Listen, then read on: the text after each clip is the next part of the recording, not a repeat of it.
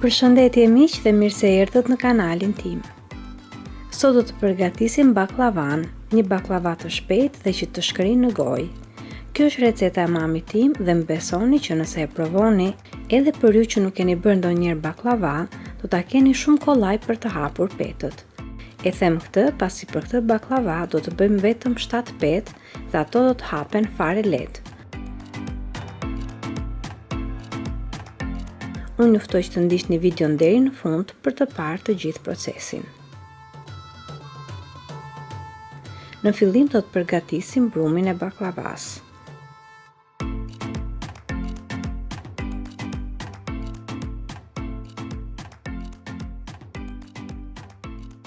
Për brumin e baklavas unë kam përdorur 2 verdha veze edhe një vezë të plote. Gjithashtu kam shtuar edhe 5 lugë me vaj edhe një filxhan me qumesht.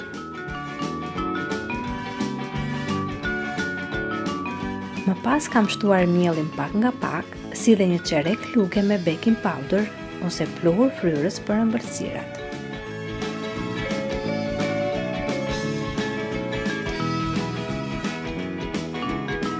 Miellin e kam shtuar pak nga pak, derisa kam krijuar një brum të butë dhe që nuk ngjit në përduar. Në total kam përdorur 3 gota me miell. Gota është gotë standarde 250 ml.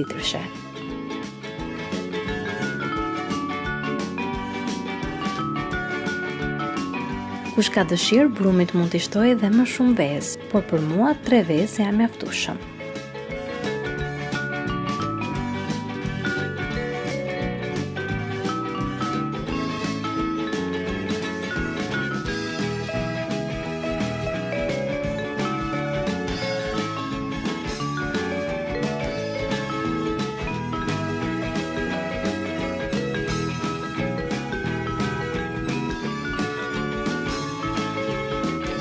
Pasi e zëm brumin, e mbuloj me qese kuzhine dhe e lëm të pushoj për 1 deri në 2 orë. Pasi e lam brumin që të pushonte, do e ndajmë në kulaçka shumë të vogla, sa një kokër arë. Në total dalin 28 kuleç me këto përmasa që unë kam përdorur. Kjo është njëra nga metodat që nëna ime përdor për përgatitjen e baklavas, të cilën unë sot po e sjell për ju. Kuleçët pasi i formojmë, do i mbuloj me një qese që të mos thahen. Për një petë do të përdorim 4 kuleç dhe në total do të përgatisim 7 petë. Pasi kishim 28 kuleç. Ju nëse e bëni në një tepsi më të madhe apo bëni më shumë brum, atëherë do e bëni edhe me më shumë petë.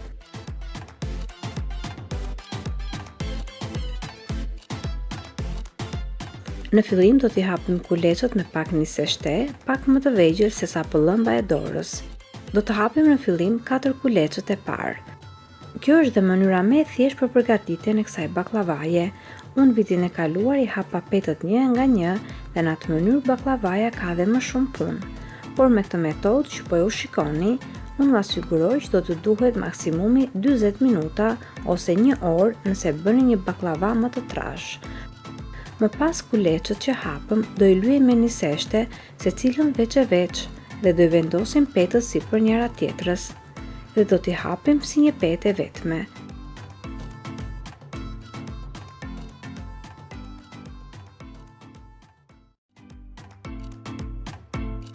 Mos keni merak fare se ndoshta do të mendoni që do bëhet peta e trash, pasi petët midis njëra tjetrës janë të lyera me niseshte dhe gjatë kohës që piqen, petët hapen kate. Pra ky është dhe sekreti të themi për këtë baklava. Vërtet po themi se do bëhet me 7 petë, por secila nga petët përmban brenda saj 4 kate të tjera.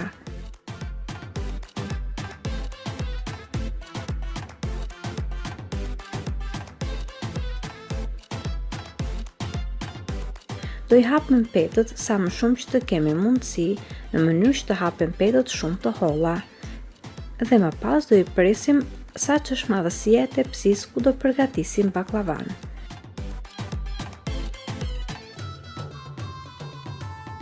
Tepsinë e lyejmë me pak gjalp dhe do shtrojmë petën e parë në tepsi.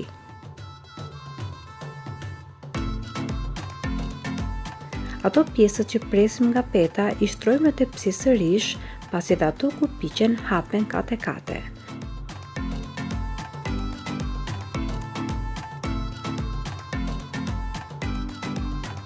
Më pas do të hapim petën e dytë, procesi do të jetë i njëjtë. Pra do të hapim në fillim 4 kuleçet me një seshte dhe më pas do i bashkojmë për të formuar një petë të madhe të vetme.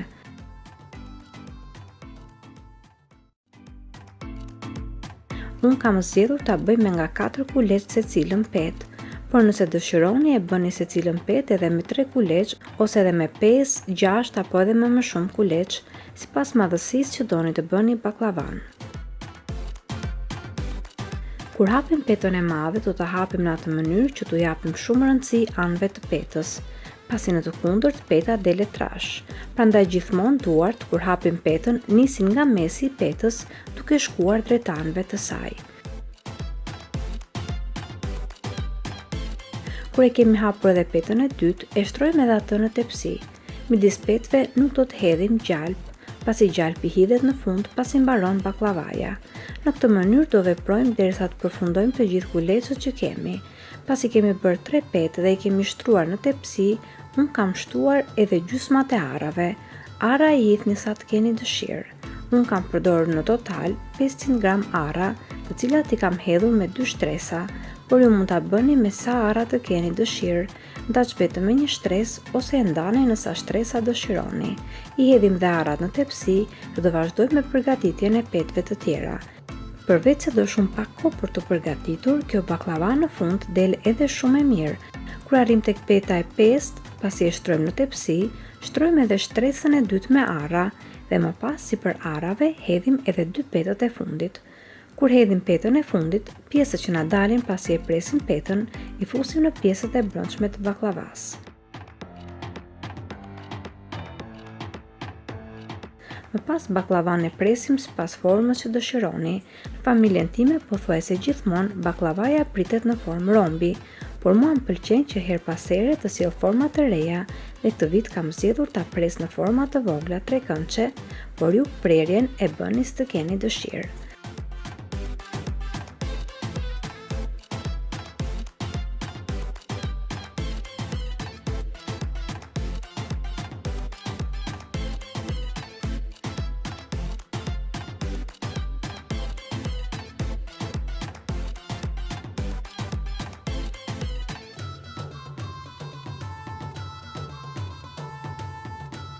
Pasi e presim, sipër do i hedhim gjalpin e shkrirë.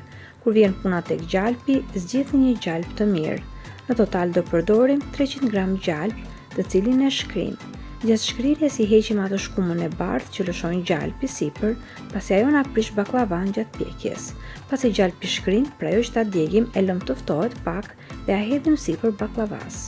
Ju të përdorni gjalp gjithmonë në varësi të tepsisë suaj që do bëni baklavan. Do shikoni edhe vetë me sy se sa gjalp do baklavaja, duhet që gjalpi të depërtojë edhe në pjesët e poshtme të baklavas, pasi mos harrojmë që kësaj baklavaje nuk i hidhet gjalp midis petëve, por gjalpi hidhe vetëm një herë në fund kur mbaron e gjithë baklavaja. Ndërkohë hapim furrën të nxehet në 200 gradë Celsius dhe kur furra është e nxehtë, fusim baklavan dhe lëm të piqet për 30 minuta në 200 gradë Celsius. Në fillim e lëm në këtë nxehtësi, pasi nxehtësia ndihmon petët që të hapen nga njëra tjetra.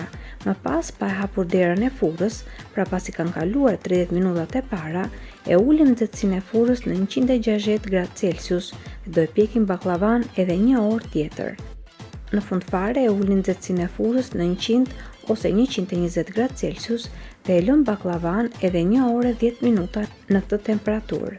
Pra në total kjo baklava do rreth 3 orë që të piqet tamam dhe që petët të hapen kate dhe që të piqet siç duhet baklavaja. Pjekja ka shumë rëndësi, pasi nëse e piqni baklavan që në fillim dhe deri në fund me të njëjtën temperaturë, baklavaja do të digjet dhe petët nuk do ndahen nga njëra tjetra. Pas afro 3 orësh e heqim baklavan nga furra dhe e lëm që të pushojë. Ndërkohë që baklavaja pushon, ne do të bëjmë sherbetin. Për sherbetin unë kam përdorur 3 gota sheqer dhe 3 gota ujë. Pasi sheqeri është tretur plotësisht, kam shtuar tek sherbeti edhe vanilje dhe lëng limoni, ose një maj luge me limontos që të mos sheqeroset sherbeti. Pasi sherbeti është trashur me një trashësi mesatare, pra as shumë i trash dhe as shumë i holl, e heqim dhe e lëm të ftohet. Pasi përgatitëm dhe sherbetin, e lëm që të pushoj vetëm pak qaste që të mos jetë fare i përvoluar dhe më pas ja hedhim bakllavas. Nëse keni baklavan e ftohtë, sherbeti duhet që të jetë i ngrohtë, ose nëse keni baklavan e nxehtë, sherbeti duhet që të jetë i ftohtë. Pasi ja hedhim të gjithë sherbetin, e lëm baklavan që të pushoj disa orë, ose më mirë akoma është që të pushoj një ditë. Dhe në këtë mënyrë baklavaja do ta pijë të gjithë sherbetin. Më pas e keni gati që ta servirni. Unë po ju lë në shoqërinë e këtyre pamjeve për të parë se sa e mirë ka dalë baklavaja dhe se sa e shkrifët ajo duket. Ua sugjeroj që ta provoni këtë metodë dhe jam e sigurt që do t'ju pëlqejë. Kjo ishte pra dhe receta që unë kisha përgatitur sot për ju. Shpresoj shumë që t'ju ketë pëlqyer dhe nëse po, mos harroni që t'jepni asaj një like, ta shpërndani atë me miqt apo familjarët tuaj, si dhe të lini komentet poshtë videos. Mos harroni gjithashtu që për më shumë receta të tjera të abonoheni në kanalin tim dhe në këtë mënyrë do të njoftoheni sa herë që postohen recetat e reja. Unë ju falenderoj shumë që më ndoqët edhe në videon e sotshme. Bashkë do të dëgjohemi sërish në videon e radhës. Deri atëherë, Zoti ju bekatoft të gjithëve.